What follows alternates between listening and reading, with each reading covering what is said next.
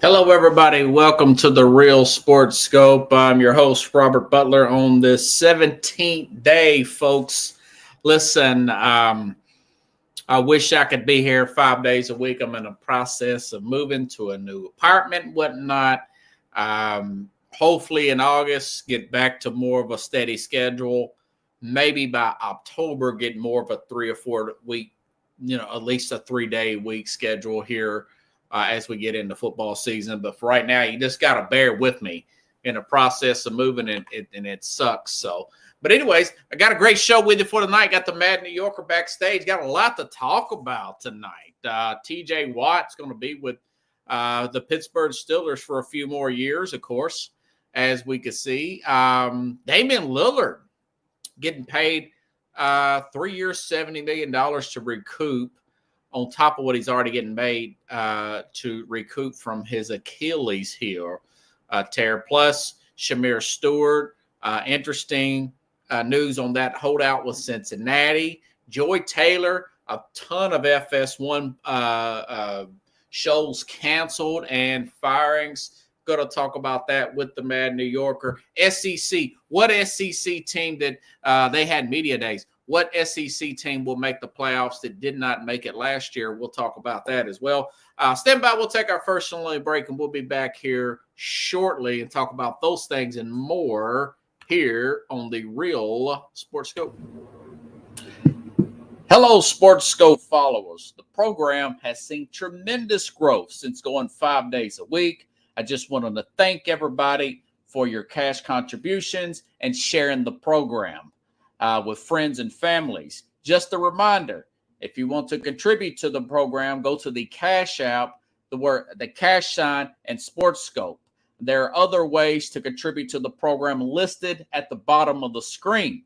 If you want to advertise on the program, go to sports, that is sports with an S, another S, scope, SKOPE, at gmail.com, just like it's listed at the bottom of the screen.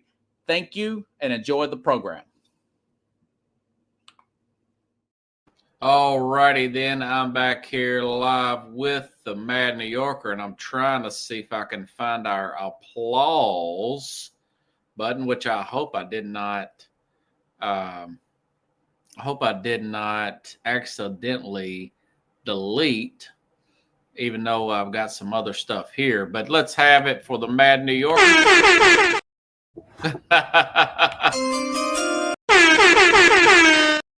Oh, here we go.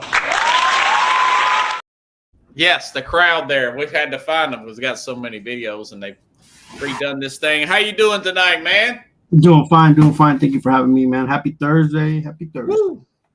Yes, Midsummer Night's Blues here. Just kidding. Hey, it's a lot going on. A lot of news just broke as just before we got on the program. T.J. Watt thought he might get traded, wanted an extension, wanted some more money. The Steelers, my take on that, since this just broke, the Steelers are like the Cowboys in certain one sense. Jerry Jones will always pay his stars no matter what, and more often than not, the Pittsburgh Steelers will pay. They will pay. Bless you, brother. They will pay their defensive players no matter what era we're living in. That just goes to show you the highest paid non-quarterback, 3 years, $123 million extension. What's your thoughts about that news that just broke? Yeah, I think it's good for him, right? He's doing pretty good. I don't think the Steelers were going to get anything that they wanted if they would have traded him. They're always looking to move people as far as contracts. Yeah. And I think with TJ Watt I don't think there was a team out there willing to give them a higher pick than the second round, to be honest with you. And that's, he's often injured. He misses an average of 5 to 6 games a season. But when he's on the field, I mean, you get what you pay for. So yeah. And right now that the Steelers are in where they're at right now, it would have been a bigger loss to them if they would have let him go anyway. So I have him as a black horse in that, and I think they'll be in the playoffs for sure. I don't think they'll get past the Ravens, but in the playoffs. But I think this is an opportunity for them to kind of like, move forward and just not have to worry about TJ Watt as a player and what he's gonna, where he's gonna go in the future. So I think it helps his defense a lot. So yeah, I think he's 31 if I'm not mistaken, right. And I think they'll be a good team early in the year. I wouldn't want to play them week 2 or 3, the first month between him and Jalen Ramsey. But these guys, like you said, he gets banged up every year. He's a very physical player. He's going to get banged up. And then you got Rodgers there at quarterback. They're going to be an interesting team. I kind of get a feel that they're kind of going all in the next 2 years. And then I think that Tomlin's going to retire. And then they're probably just going to hit reboot on everything. Coach, quarterback, the whole chenille. Until then, they want to put people in the seats for 2025. So basketball news, could not let that go past me as well. You made a good point a few weeks ago, man. Maybe farther back than that. The NBA is they just give away money, don't they? I mean, I could see why that there could possibly be a lockout here.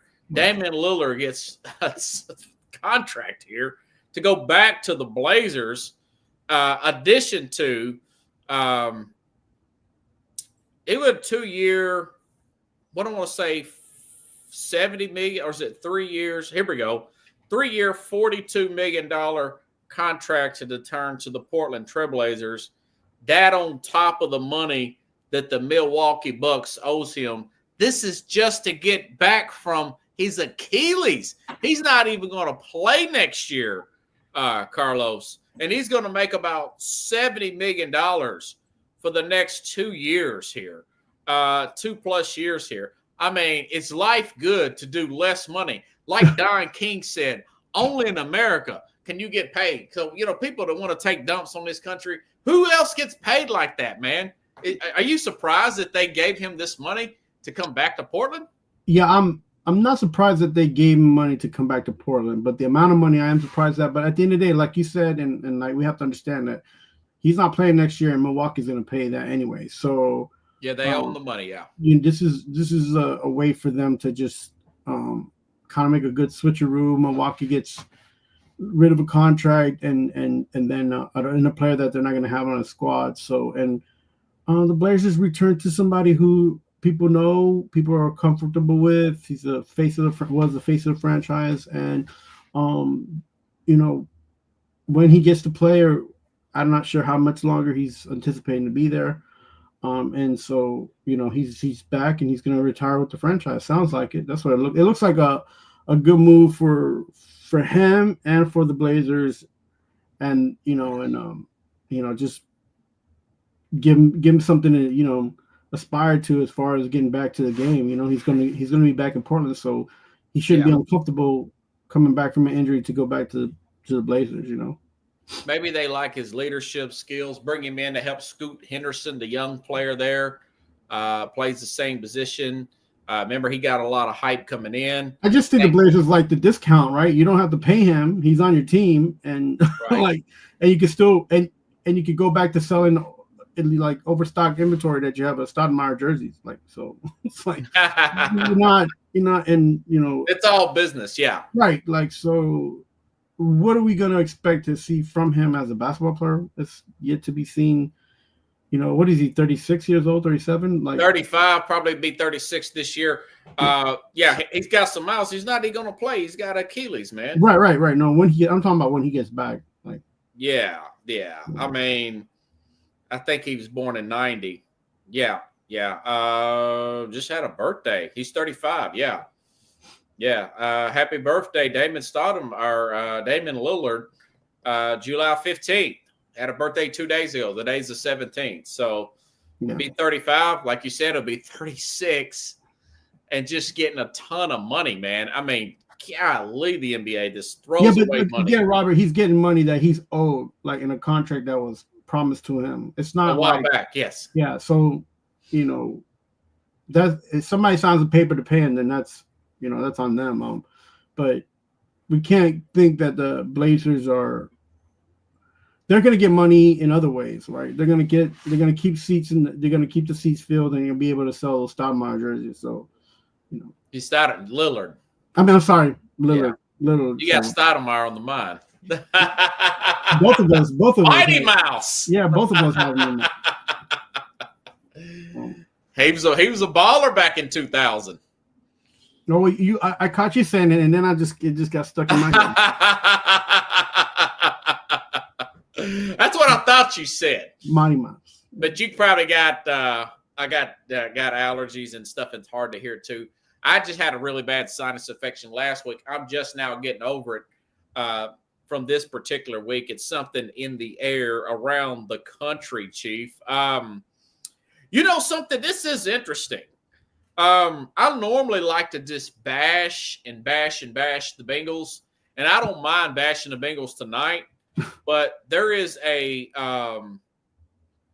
this holdout is interesting here. This Shamir Stewart, this first-round pick. We're just talking about how teams are overpaying people, all this guaranteed money in the NBA, and for what, The Bengals here are attempting here. This is, I think he was like the 17th pick. He's held out all camp, and he's been working out with Texas A&M. But Mike Elko, the coach there, said he's not going to come back to A&M this year, which I thought that was going to be the story. That story also broke today. But this is what Cincinnati's side of it is. The Bengals, this is what I got from online. This is through CBS and Yahoo, ESPN, the usual suspect. I love this AI thing.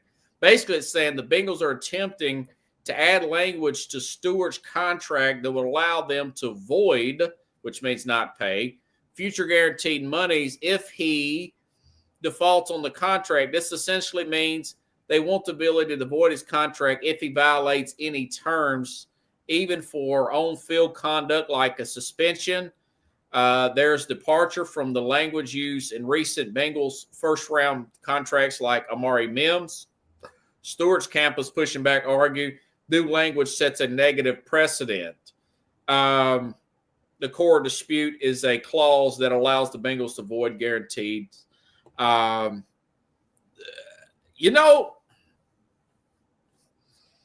don't understand what if the guy's got 1.5 sacks. I'll say this about Stewart. He does look the part. He's a great big old guy, 4.45. He's from Texas A&M. He ran a 4.5 40, man, and he's a defensive end. He's a beast physically, but he's only got a 1.5 sacks last year. You got to wonder if he simply just may be a bust anyways. But my thing is, I don't understand why he's not signing this contract. That's all I could find on this thing. I don't understand. That doesn't seem like that's too much. I was ready to bash him until I actually read over it. And as much as I don't like Mike Brown, that doesn't seem too over the top. What do you think about that, man? I just want to know if he's had issues with his during his college career and before that. Like, does he have a criminal background? But there's something we don't know. Yeah, is it an attitude problem that they mentioned before they scouted him and then figured out could he become a sour apple? Like there's so many things that we don't know about that are not in the talks of this contract, except for the fact that he's holding out and that the Bengals want out of guarantee money if he does somehow or another coming into any issues. So look, the reality is if the Bengals want it and the agent and the player are wanting, and that's an issue, that's on the player and the agent. Look, you go there, you got an opportunity to play NFL and NFL Football League. You're getting paid very well, and you don't want to behave, or you have an issue with a team telling you that if you don't behave and you go against our contract, we won't pay you guaranteed money. Right. I'll sign that in 2 minutes. Like, bro, like, you don't gotta tell me nothing. Like, like Especially guys like us have had to work for every penny. not just us, but like just think about what it makes him look. It makes him out, even though his age is probably trying to protect him as well.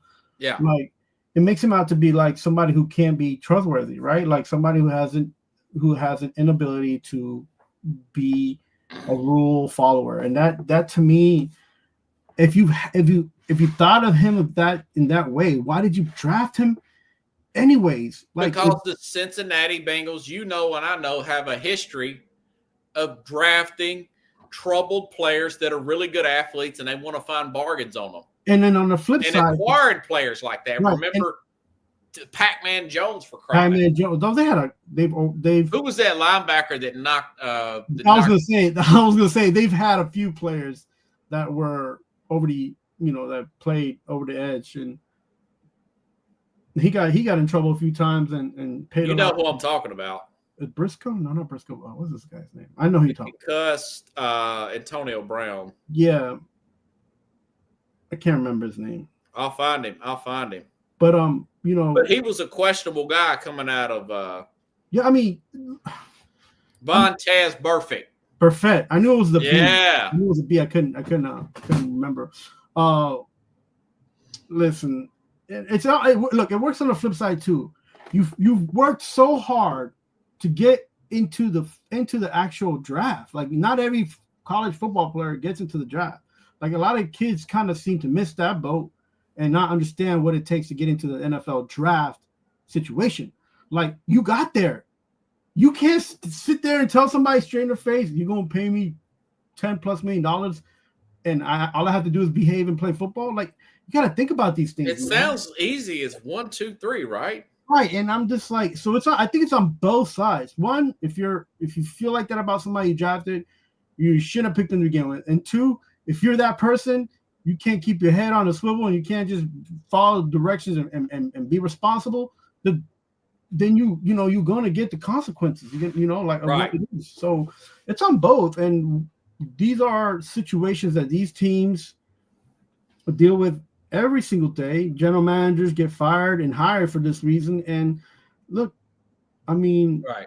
If you got a rap sheet and it ain't got nothing to do with music, stay away from these guys. Like, yeah. For example, this broke today as well. I don't know what's like News Thursday. I don't know what it is, but ESPN. I'm reading this from Adam Schefter.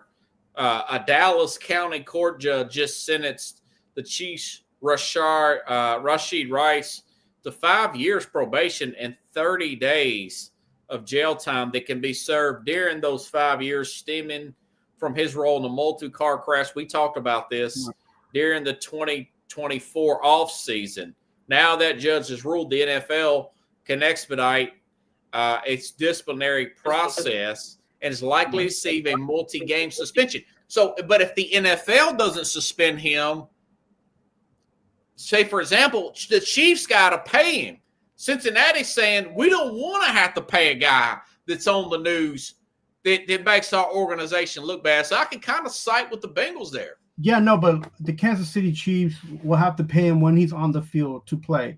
The question, what is in question for this specific situation is guaranteed money if he does anything wrong. Now, we don't know what Rashid's contract says. What language is? I'm just using that for example. Right, what Cincinnati doesn't want, Right. So it's in case the league doesn't suspend him. Exactly. Right. So, and another issue with that is, as much as they talk about throwing it back and forth, that's going to go into the NFLPA for them to handle anyways. So, if you're doing knucklehead stuff and get knucklehead consequences, remember he did a hit and run. Yeah, a really bad wreck, and then you see him on camera running away from it. I mean, the thing about that is, he just went back to the Chiefs, right? Just returned. Yeah, back to the Chiefs. Yeah, he got hurt and went back. It's Rashid Rice. He's a very good player. My guess is he'll get about 4 games, maybe 5, and then he'll. He might just get 3 because they'll it to 3, maybe. Yeah, because then he won't be allowed to play any preseason games. Remember, they can count that. Really? Yeah, remember, like if they'll tell you you can play preseason and 4 games, and then it's like a 6-game suspension, right? I'll have to look into that. I It don't know if depends it's on full the game. situation and the player as well. So, That would be great if he got that situation. I mean, they still got to do 30 days. Now, he could do that in the offseason, according to that report. Yeah. So, Shamir Stewart, I don't know. That dude may be a bust. Papers, dude.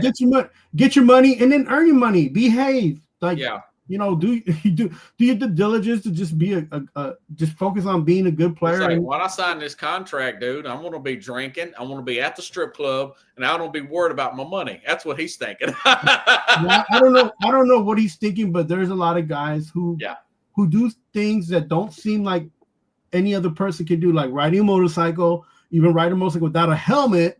Like, those kind of things are in your contract. Ben Roethlisberger, I remember that. And they do these things, and I'm like, you're getting paid millions of dollars, and your lifespan in the league is 3.5 average in the NFL. Average, yeah. Right. So for 4 years, you can't can't avoid getting on the motorcycle without a helmet or with the helmet. Like, come on, man, give me a break. These kind of things and the way that people think and when they're signing these huge contracts is the reason why these owners can get straight to the point and be like, if you do such and such and such and such, we're not going to pay you. And it's still the paperwork gets signed and players still don't always get paid what they get signed. From what Texas A&M said, you got to wonder, maybe he was a little bit of a knucklehead. Why wouldn't you want a star defensive end to come back and play for you? No, they don't want him because you know what it is they didn't want to put the time and effort for the paperwork that needed to be signed and all the. Yeah, he'll have to take the NCAA to court. And then on top of that, he probably would want to be a part of the defensive team that's getting NIL money and bonuses and all that stuff. And it's just easier for Texas A&M to be like just he's already got drafted.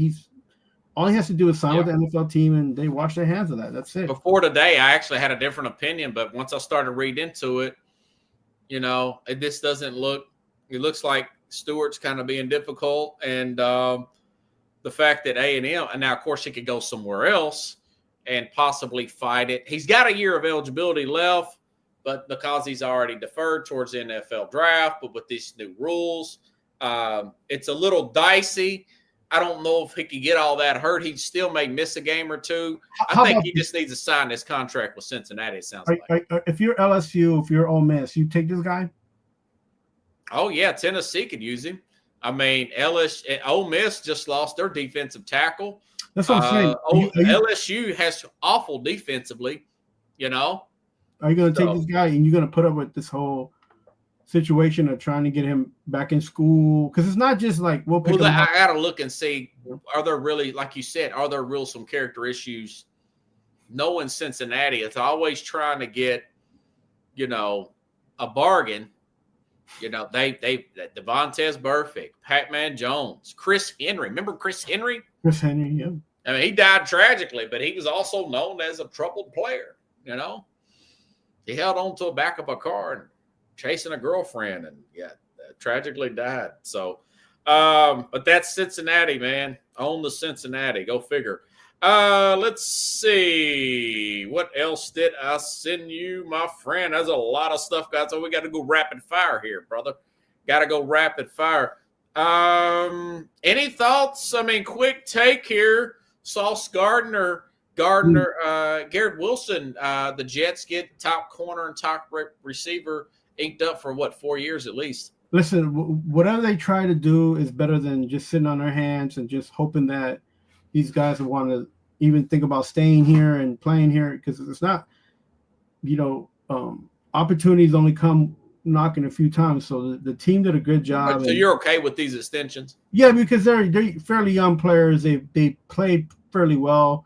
The team hasn't had the opportunity to move on, but these are good foundational players, and it's good for the Jets to try to get ahead of the money, because it's only just going to get depending on how much better they end up getting and playing, the more play time, and as NFL players, they're only going to this price is only going to go up when they come to contractual time. So I think the Jets did a good job in offering them monies and getting them signed and just you don't want to hear about all that in the next season. Like, they just lost. They're not going to want to be on the team.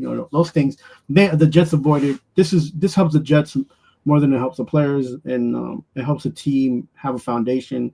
It's something that they really haven't done too well in the past. So this is good that they're changing and having a new mindset and changing things up a little bit, and having young players and making them foundational pieces for the team, because these are actually two talented, athletic players. Sauce Gardner is regarded as one of the best cornerbacks.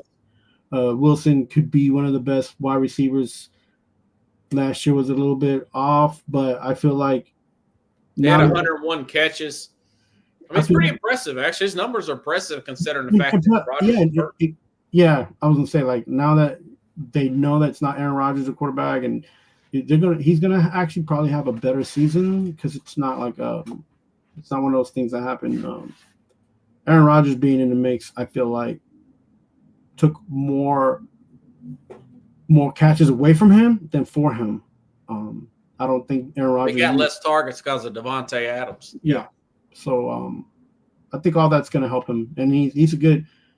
I feel like he's good for it. All now he has to do is do his job and try to get it done, and try to be a Pro Bowl all-star type of wide receiver.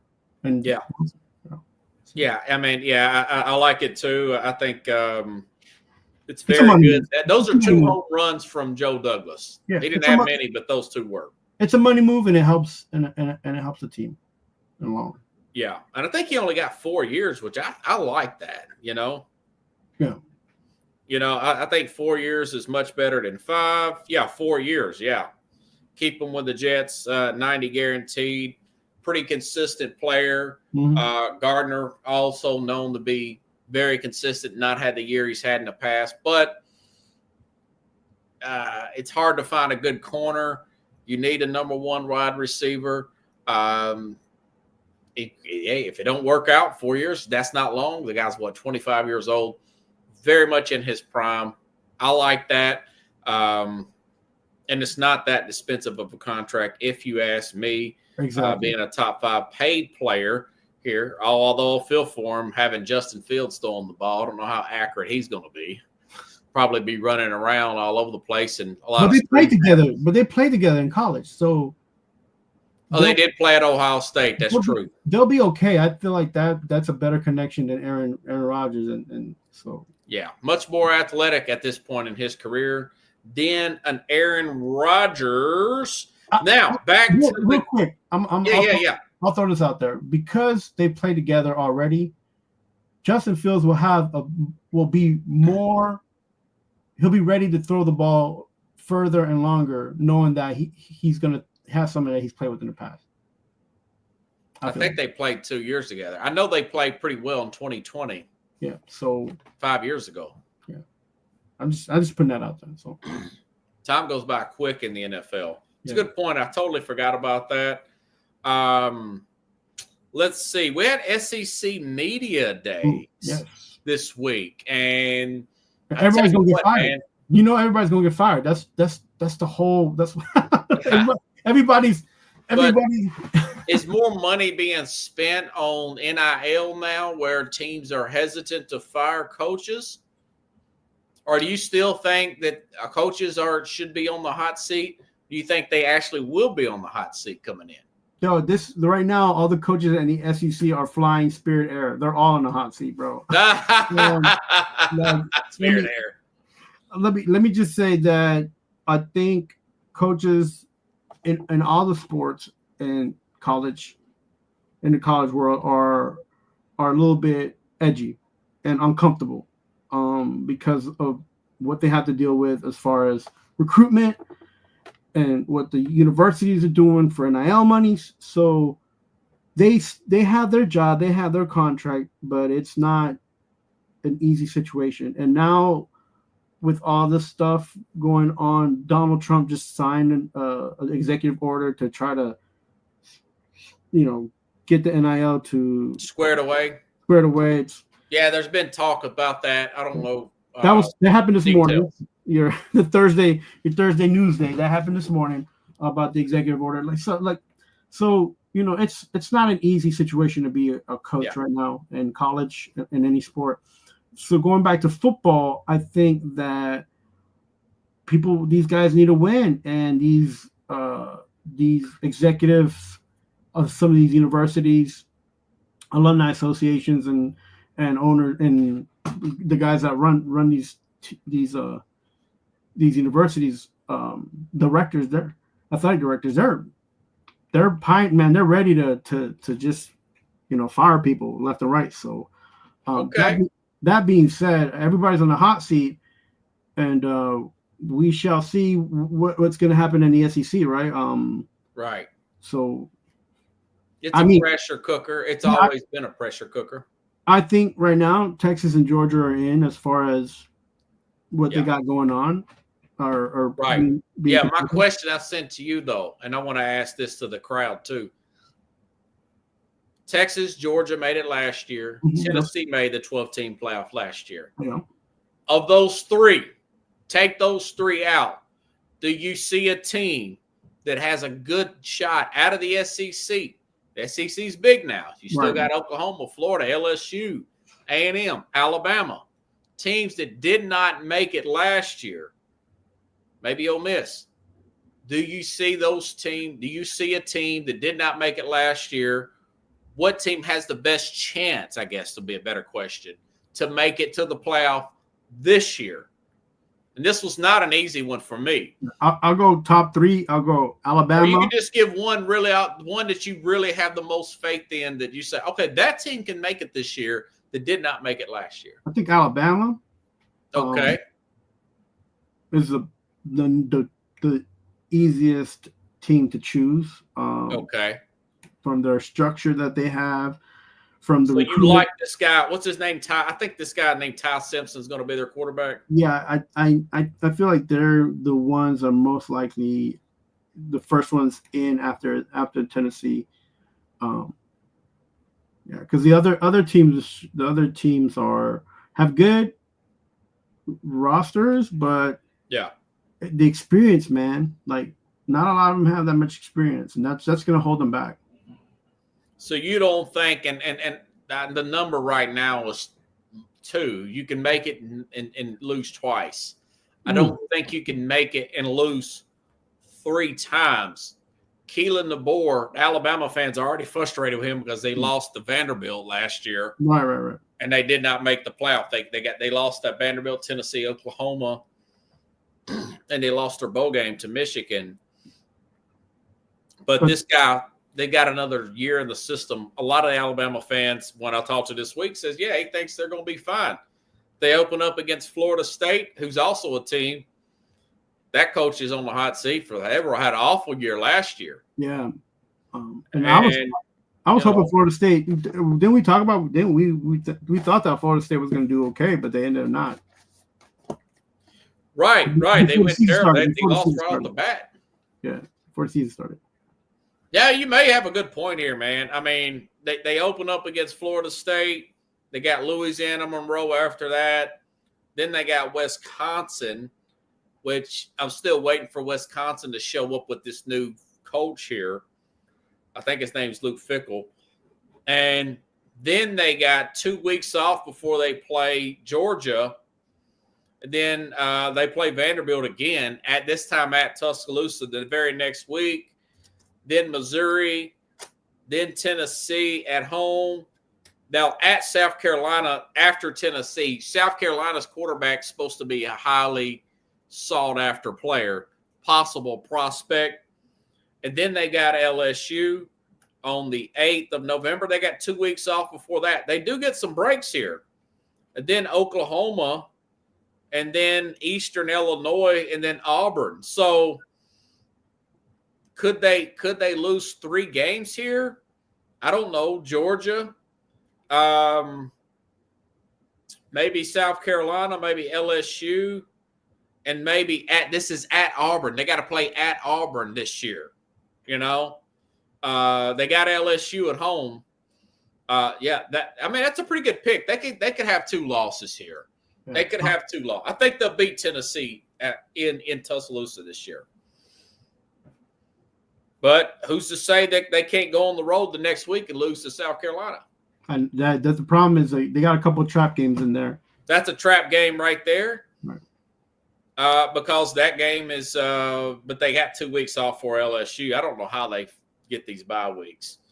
And then they got Auburn at the end. Auburn pushes them to the wire. Remember a couple of years ago, it went down to one throw the last time they played in Auburn, and Hugh Freeze is on the hot seat, even though he came in with a lot of hype for Auburn. So this is a good point here, man. They cannot lose to Wisconsin or Florida State. They can't lose them games in the first month, man. No, they gotta be coming out like bang. When they play Georgia, they should be like 2-0, 3-0.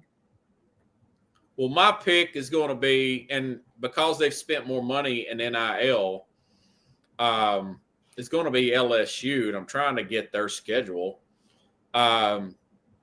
This guy, now I'm just saying this because this was said last year about Carson Beck from Georgia, but this guy, Garrett Nussmeier, could potentially, according to scouts, be the number 1 overall pick next year. I say potentially. He goes in here and lays an egg. For one thing, he wears the number 13 as a jersey. That's an unlucky number. I would change that. I would go to number 7 or number 1, like Cam Ward, or number 7, like who was Ben Roethlisberger was number 7, wouldn't he? Yeah, John Elway. John Elway was 7. I want to say Vic was 7, if I'm not mistaken. But the 6'2", 200-pound Nussmeier could potentially be the number 1 overall pick. They supposedly, in air quotes, tighten up their defense. They have a rough game to start the season. This is going to be a great game, by the way. He's going to be playing this kid, what's his name? Kublik from Clemson. You know, Clemson, that guy's supposed to be a first-round pick too. Cade Kublik, their quarterback. He's pretty accurate. I saw him the last game against South Carolina last year at the end of the season. He looked really good. Yeah, he did. This game, that's going to be tight right there. At Clemson, August 30th at 6:30 Central, 7:30 Eastern. That's going to be a game to watch. LSU. I think LSU will probably lose that game, but then they've got home game, Louisiana Tech, home game, Florida, which I think is going to be great. I was itching to really pick Florida, but Florida's got a murderer's row schedule. They play at Ole Miss. That could be a game they could lose. That's going to be a high. They got TBA on that because they're going to probably put that bad boy in prime time, which sucks. But their road games are at Vanderbilt, at Alabama, at Oklahoma. They end the season. I think they can get out of this with 2 losses. That's if they lose at Clemson. And I think Brian Kelly will have a way to bring them into playoff. But that's one right now. This is July the 17th. My mind may change come August, just before the season starts. But as of right now, if I had to pick one, I'll pick that LSU team. Okay. Tighten up. I think they'll probably beat Alabama because they got 2 weeks off before they play them. And they got to play Arkansas at home. Maybe they lose at Oklahoma, but I don't think Oklahoma's got the greatest coach in the world.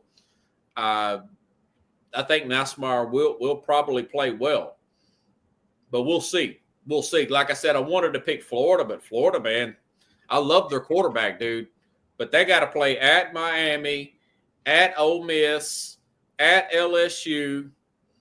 Then they got to play Texas after that. Texas is probably they got to play Georgia like they do every year.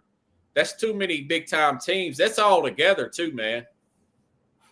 You know, I mean, that Lagway's a player. I think he's a good player. I think they'll beat Tennessee this year. They'll probably beat Miami this year. They'll probably beat Ole Miss and Kentucky and Florida State. But I don't know. Playing Georgia in the middle of all this, playing Texas A&M, playing LSU on the road, that's probably 2 or 3.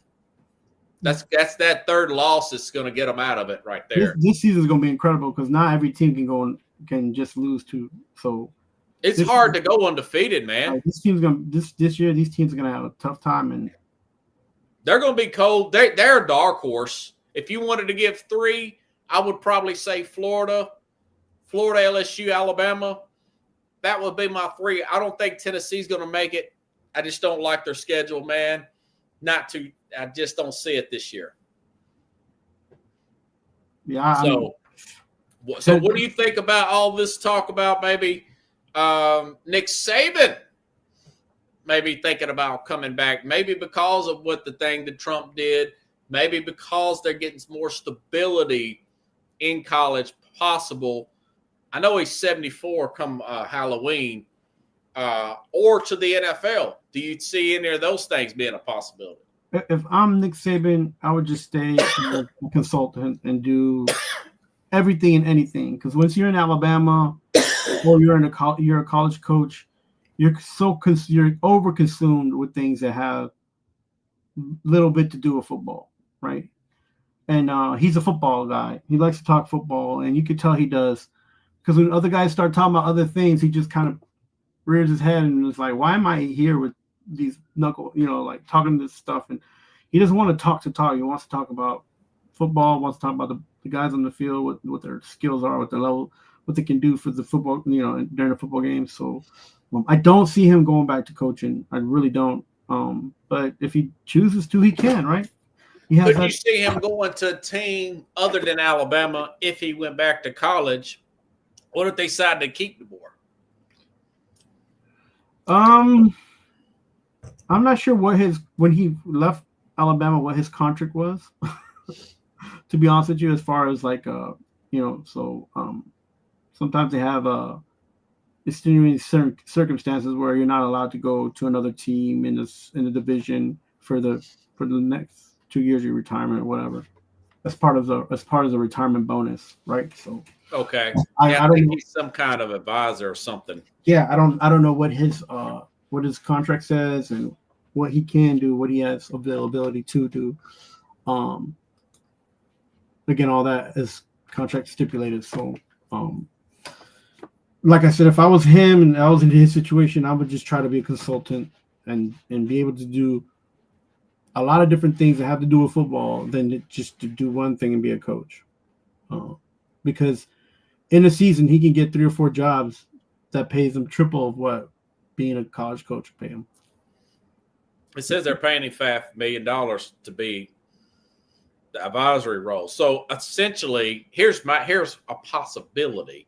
I don't think he should do it at 74, but I'm not him. He don't see himself as an average 74. Maybe this guy will live to be 95 years old. Who knows? But what if a team with the resources like a Texas A&M with this Mike Elko guy, what if they just said, this guy's not living up to the expectation? He's got 2 years in.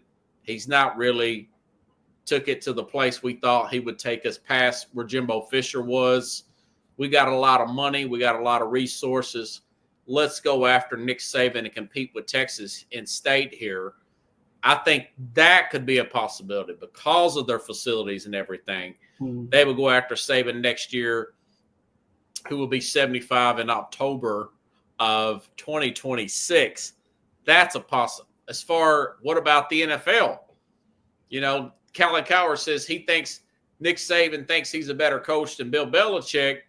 We all know about the story where Drew Brees failed the physical. If he didn't fail that physical with Miami, Saban would have stayed in Miami and had Brees, possibly could have won a Super Bowl.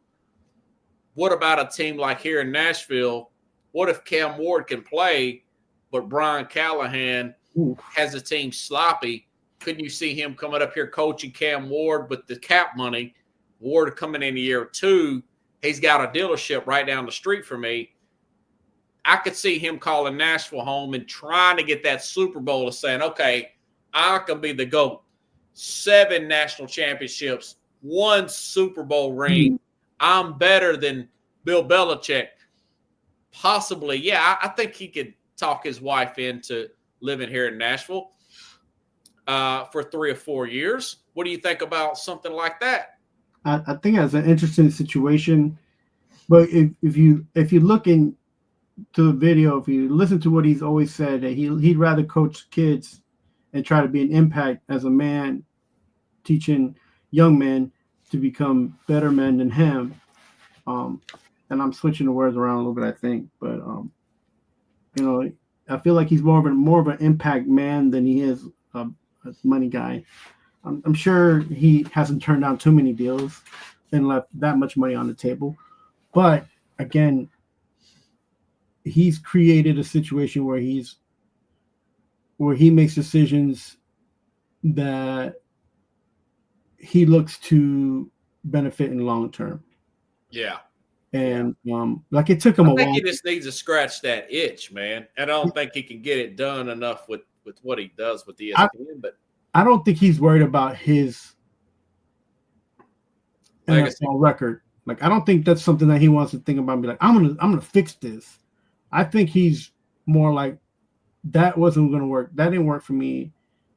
No matter what I do, it's not gonna change through that. And he moved forward. And when he moved forward, he actually became an even better coach because he knew that in college he had a bigger effect on young men. Then in the NFL, you have to coach football players who don't listen to you, who don't pay attention to you, who sometimes take a longer time to adjust and jump on the ship that you're captain of. So I'm not sure if he wants to do that and struggle doing that, no matter how much they pay him. Or just the challenge of doing it. Yeah, that may be true. Then again, he might not even do this. Right. That's me observing him and listening to what he says at press conference and when he talks about, man, and it's not just Alabama. He talks about these guys who he taught. He was a coach for in Michigan and even at LSU and stuff. Like he talks about these young men and he knows these young men. And he feels like he was a part of their lives, like they were a part of his life, and that effect is so much stronger than the guys probably he's had an opportunity to coach in the NFL. Like, I'm not sure how many guys he coached in the NFL. He has the same relationships that he does comparatively to the guys he's coached as in college football. Yeah. That still call him coach or pops or whatever their nickname was for him. Like, and I feel like that is a huge. It's a huge difference, when you go from college to coaching college to coaching NFL. So yeah, he's that was a guy that charged him in camp one time. They had to be held back. It was a book wrote about him in Miami. So that's a good point. And one more topic we'll get to before we run out of time. FS1, man, they started firing people like nobody's business. Fox Sports. Can I say something too, real quick? Go ahead. Before we get on to all the situation of Joy Taylor and all that. Yeah. FS1, Fox, they've lost people and viewership numbers, not for the shows that were on there. They lost viewerships for the contracts they negligently get for different cable companies and providers. They're looking at viewership and numbers. Like this show doesn't do this, and this show's not getting to. Oh, you're saying it goes with the cable company? Yeah. Had they not been busted on Spectrum, and have they not done screwy deals with like these huge cable companies? I'm sure the viewership numbers would have been a lot better, and some of these shows that they're canceling and that they're moving on from will kind of probably be, still there. But go ahead and yeah. So I've been talking about her on my show. I don't think we did talk about it, but I'm trying to get into more topics that ESPN and those guys don't cover to build this program up. And the thing about Joy Taylor, as I told the audience beforehand, when this lawsuit for this hairstylist came up back in April, with this sexual harassment thing against this guy named I think his name is Jamie Dixon, if I'm not mistaken. He is vice president at Fox. There was two. She was a hairstylist. There was another lawsuit against this woman. Brought this. Long story short, quick recap. She brought the attention of Joy Taylor. Taylor told her to get over it. Then allegations of Taylor sleeping with this guy. This is all out here. This ain't me saying this. For basically to get a better job, to get a better show and whatnot. Right. Then allegations. By the way, this guy's married. I looked this up today before I started the program. He's married with 2 kids. Then there's allegations of her sleeping with Emmanuel Acho to get on the show with him. Kind of lost her way. She used to work with Colin Cowherd. She comes off as a person, talks about grew up in the church and blah, blah, blah. My opinion, she kind of lost her way. I think she got caught up in the sports Hollywood, air quote, kind of scene there. She's the younger sister of Jason Taylor, used to play for the Miami Dolphins, you know. Kind of lost her way a little bit. Going back to this hairstylist, once she made this lawsuit, then another lawsuit came against this guy. Then he got fired back in April.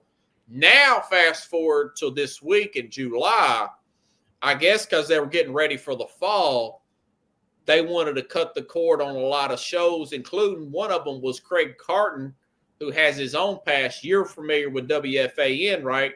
Right. He had some gambling issues from a scandal that got him in prison. I don't know if you remember this. Yeah, ticket scandal. No. Ticket scandal. Yeah, you're a New Yorker. You know about this story. Right. He got a second chance. I think he's a pretty talented guy. Cart's pretty good. But the show, they didn't like the show. Marcellus Wiley, I want to do this yesterday, but former employee left there.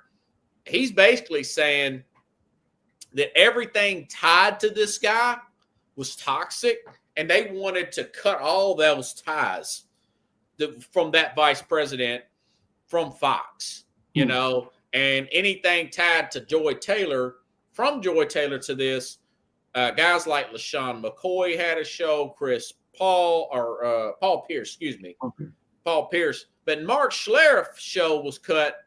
Now, Schlereth still does, he said this today or yesterday, he's still on NFL Fox. Right. And he does a radio show in Denver. I like Sheriff. You've mentioned Sheriff Schlereth before too. Right. I think he'll bounce back. I guess really my whole point is, and plus they're talking to Dave Portnoy and the Barstool guys to bring some of those guys in to replace. I think the narrative to this is you build your own brand up. You have an audience. You're cancel proof. If you want to be a snake in the grass and suck up to the bosses and play the victim, because she's done this before. At some point you're going to have to deliver big numbers, or just like you got favor, you can get fired just as quick as you can get hired. So that's my take. It's a long-winded answer. What's your take about that? As far as the other side of it, they simply just wasn't getting good numbers, and they wanted to get rid of that toxic cloud hanging over him from Taylor and this former vice president.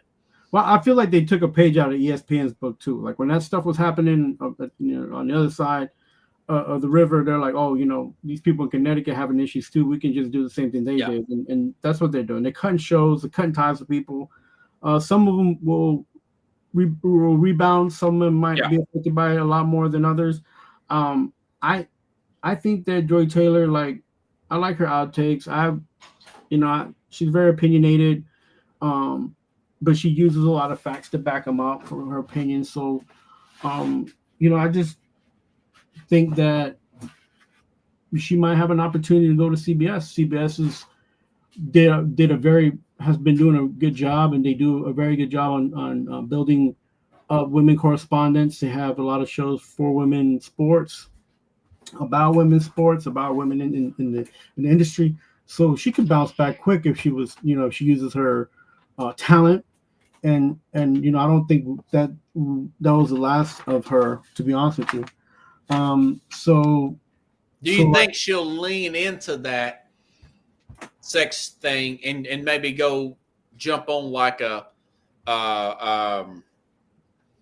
there's a real popular podcast called Who's Your Daddy podcast, a sex podcast, very popular, millions. Or go into OnlyFans. You think she'll go to the dark side like that, or do you think, nah, she probably won't do that? She'll learn from her mistakes. I think what she said was kind of relevant to what the stage that she was in her life, and her age has to do with her age as well.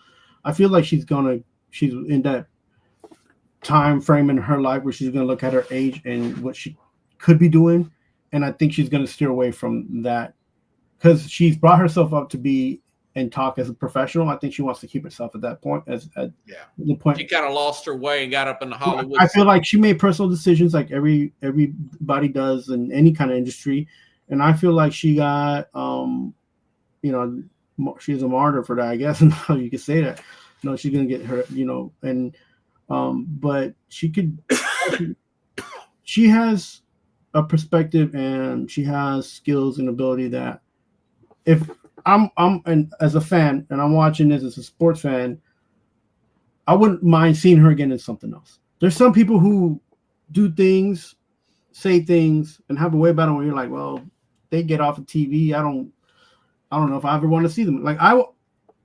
You mentioned a name like Wiley. I like how he talks. I like how the things that he says. He's very Marcellus Wiley is a very professional and a very well-spoken person. Yeah.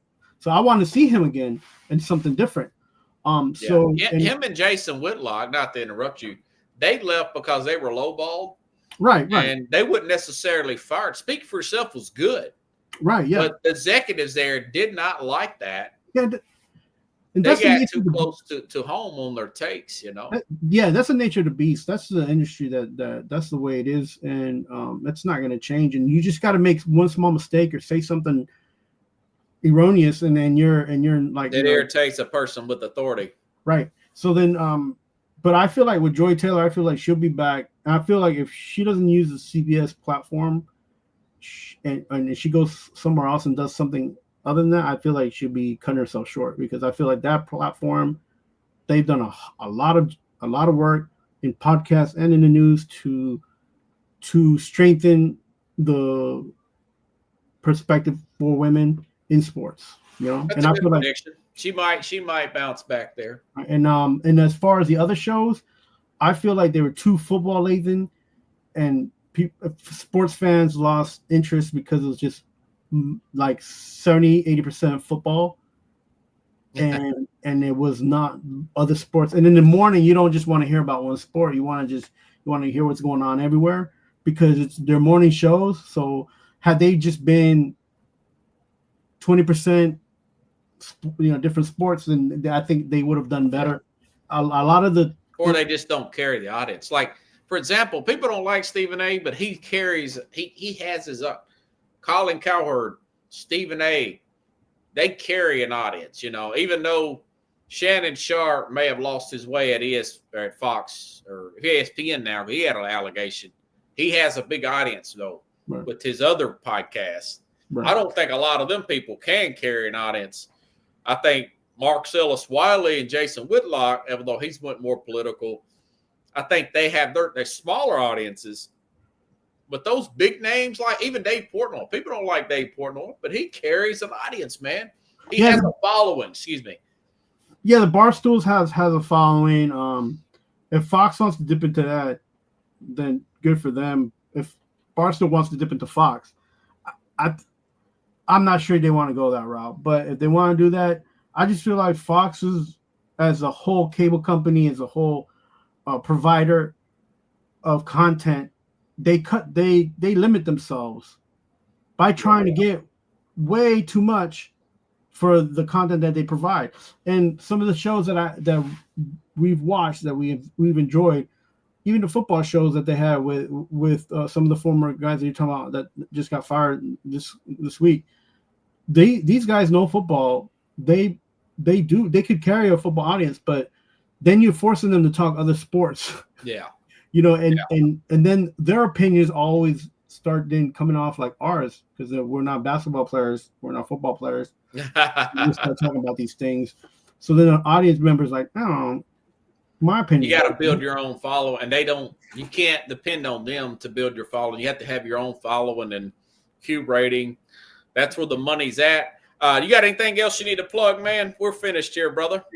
Yeah, I'm working on. I'm getting some a few program guests for programs and starting in September, and I'm working on a few things here. I'm going to go back to this baseball thing. I'm going to watch some games tonight.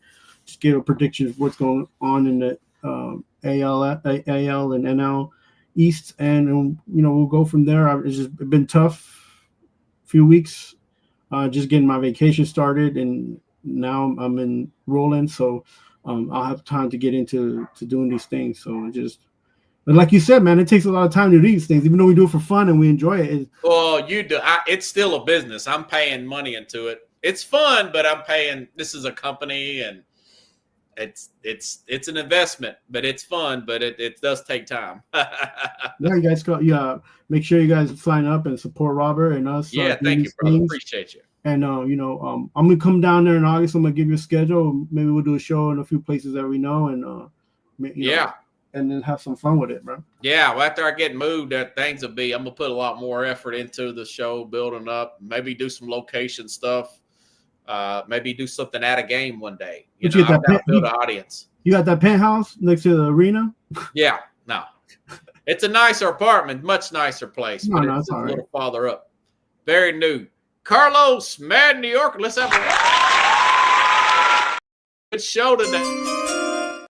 That's one. Mad New York. I like the draft one better. Oh, you like the draft one? Shamir Stewart. Hey, I love that, man. Have a good night, buddy. Appreciate you. Hey, everybody. I'll be back next week. Hopefully, we can get 2 shows on. Have a good night. I'll see you next week, same time, same place here at the Real Sports Scope.